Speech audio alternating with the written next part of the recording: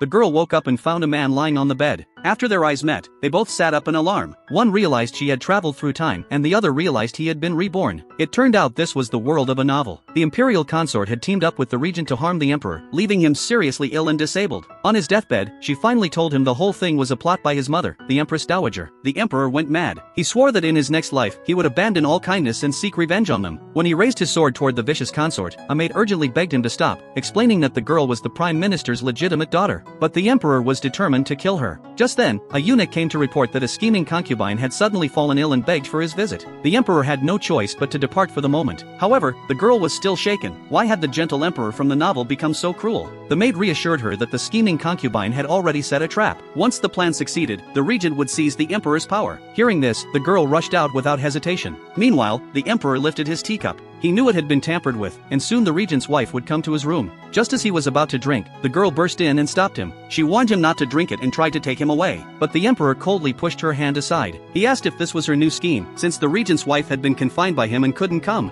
The girl realized the plot had shifted, but there was no time left for her to think. She drank the tea herself and pushed him onto the bed. Weak from long illness, the emperor couldn't exert any strength. When he saw her take off her outer robe, he immediately closed his eyes. The girl urged him to do the same. At that moment, the door was kicked open. The scheming concubine insisted that the regent's wife was present. Then the regent angrily accused the emperor of seizing his wife, demanding the ministers bear witness. Almost in unison, the girl and the emperor delivered their scripted lines. She then lifted the quilt to show her face, asking who was trying to frame the emperor. The scheming concubine was stunned. She claimed to have mistaken the person but denied tampering with the tea. Yet the girl asked, "How do you know there's something wrong with the tea?" Furious, the scheming concubine ordered her to be arrested. The emperor cut off their argument. He draped his robe over the girl and quietly asked if this was her new plan. The girl answered with an evil smile. The next second, she collapsed to the floor in tears, accusing the regent of seeing her body. Though the regent awkwardly apologized, she refused to let it go, begging the emperor to punish him severely. Hearing this, the emperor stripped the regent of his military authority and also sentenced the scheming concubine to death. Shocked by his cruelty, the girl felt relieved that she wasn't the one being punished, until the emperor pressed a dagger against her neck.